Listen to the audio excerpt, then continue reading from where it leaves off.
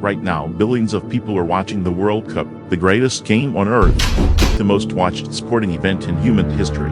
Billions of fans, 48 nations, in one ball. And everyone watching thinks they know where this all began. They don't. Because over 3,500 years ago, long before FIFA existed, long before any stadium was built, long before any nation had a flag to wave, there was already a game. A game with a rubber ball, 2 teams, a stone court, and rules that would make every modern player go pale. And when the final point was scored, someone lost their head. Literally. This is the story of the ancient game that inspired football, the civilization that invented it 1,200 years before the World Cup. The sacred rules that turned every match into a cosmic battle between life and death, and the dark ritual that waited for the losing team when the game was finally over. Welcome to Storybound. Let's go back, all the way back, to where this really started. The year is approximately 1500 BCE. We are in the dense jungle lowlands of the Gulf Coast of Mexico. The air is thick, the trees are enormous, and in a clearing in the forest, something extraordinary is being built. A stone court, long, narrow, shaped like the letter I, with sloped walls on either side. And at each end, nothing. No nets, no goalposts, just stone. This is the world's first ball court, and the people building it are called the Olmec. The Olmec are one of the oldest civilizations in the Americas. They built massive cities, carved giant stone heads of their rulers, and developed one of the earliest writing systems in the Western Hemisphere. Historians call them the mother culture of Mesoamerican, the civilization that laid the foundation for everything that came after. The Maya, the Aztec, and all of them trace their roots back to the Olmec. And the Olmec had a game. The ball they used was made from solid natural rubber, harvested from the rubber trees that grew in abundance across their territory. This was revolutionary. No civilization anywhere in the world had ever made a rubber ball before. Some of the oldest rubber balls ever discovered, preserved in the ancient bogs of El Minardi, near the Olmec city of San Lorenzo, date back to between 1600 and 1200 BCE. Some of those balls are still intact today.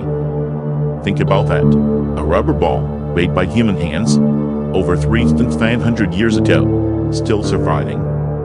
The ball itself could weigh up to 4 kilograms, about the weight of a large brick, or roughly 9 pounds. Moving at speed, it could shatter bone on impact.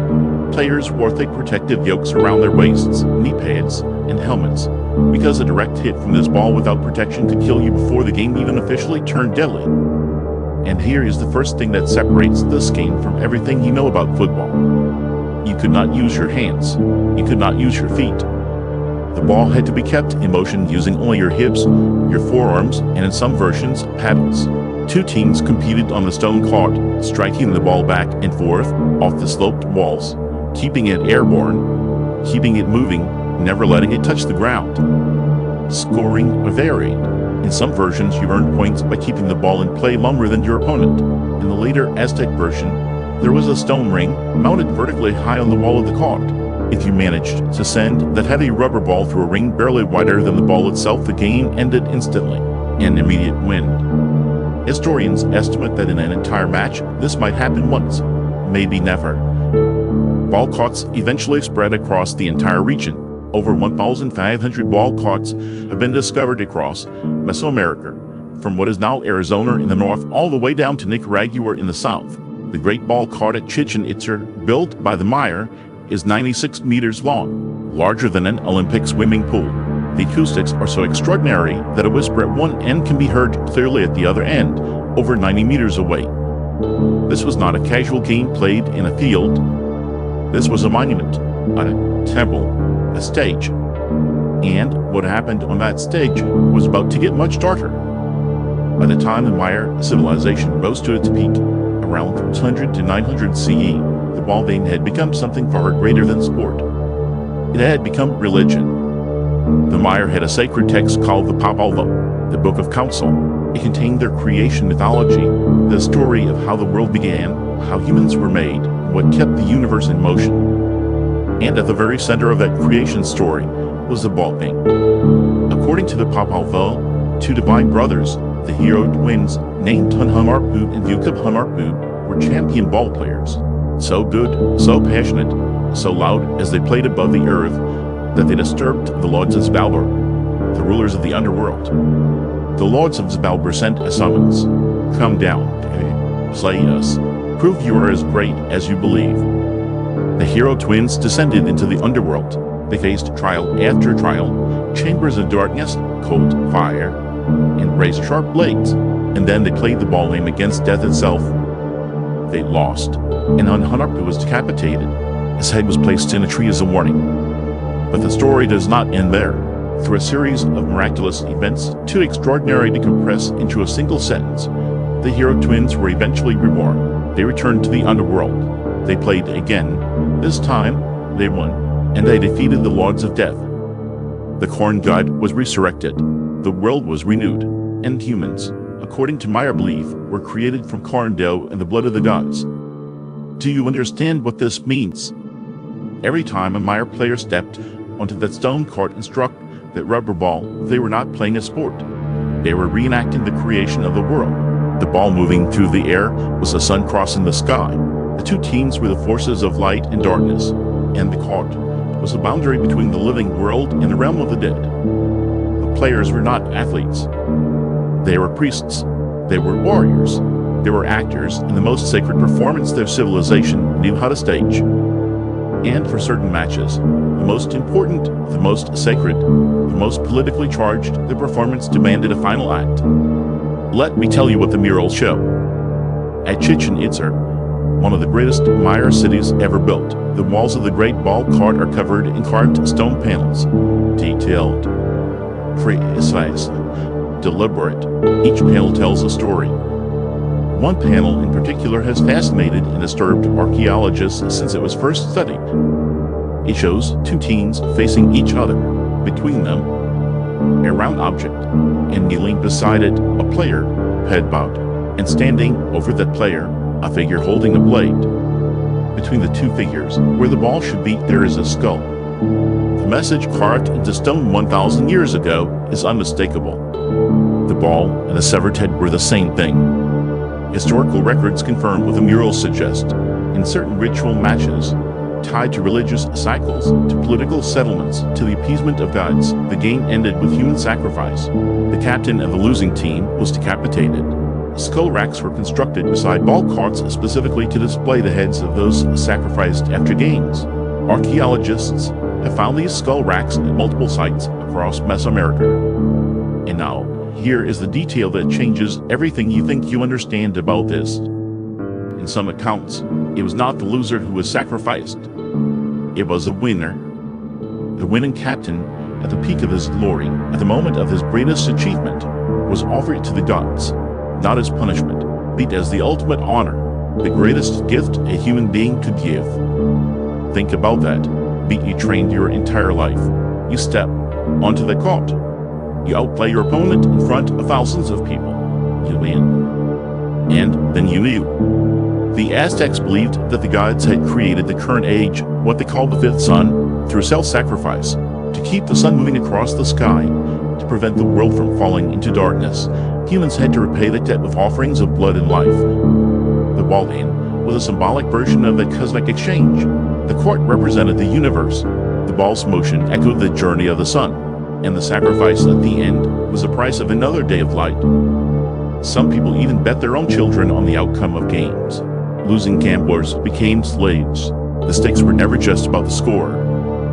War captives were sometimes forced to play. A conquering army would bring their defeated enemies onto the court and make them play one final game, a reenactment of the battle, a public demonstration of total domination, and at the final whistle, the prisoners paid. The Great Ball Court at Chichen Itza could hold thousands of spectators. Priests and nobles watched from elevated platforms. The crowd roared. Bets were placed on property, gold, sometimes the better themselves, and every person watching understood that the game they were witnessing was not entertainment.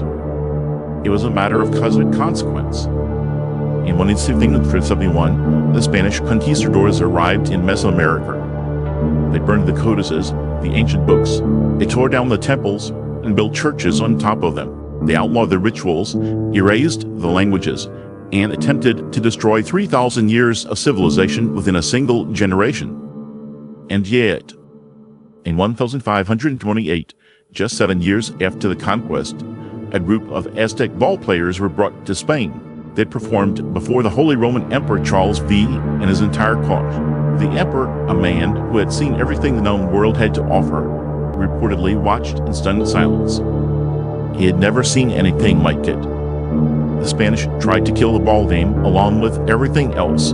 They mostly succeeded. The great ball courts fell into ruin. The sacred rituals were forbidden. The Kazakh meaning was stripped away. But they could not kill it entirely. In the state of Sinaloa in northwestern Mexico, a small, determined community of people still play the ancient game today. They call it Alarme. No stone courts, just lines drawn in dirt. No stone rings. Just the same ancient rules, passed down through generations for over 3,400 years. Hit, strike, rubber ball, ancient rhythm. The oldest organized team sport in human history, still alive. So let me ask you something. Right now, billions of people are watching the World Cup. 80,000 fans pack into a stadium and hold their breath as a penalty kick is taken. Entire nations stop. Grown adults weep. Strangers embrace. A rubber ball, 2 teams, a court, and everything on the line. Is it really so different? The Maya built stone courts in the jungle and called them portals between worlds. We build steel stadiums and call them cathedrals of sport. They sacrificed their greatest warrior to honor the sun god. We give our greatest players golden trophies and immortal fame. The ritual changed. The meaning changed. The stakes, thankfully, changed. But the human need to play, to compete, to gather and witness something greater than ourselves, that never changed at all. 3,500 years of rubber balls and roaring crowds. 3,500 years of 2 teams, 1 court, and everything to prove. We have been playing this game since before the pyramids of Egypt were completed, since before the Greeks invented the Olympics, since before Rome was a city. And somewhere in Sinaloa, Mexico, right now, someone is stepping onto a dirt court, rolling their shoulders, and getting ready to strike a rubber ball with their hip. Just like their ancestors did 3,500 years ago. The game is older than memory, and it is not finished yet. This has been Storybound. Every week we go deeper into the stories history buried, the mysteries that were never solved, and the civilizations the world forgot to remember. If this story made you see the world differently, subscribe, because we are just getting started. And next time, we go somewhere even darker.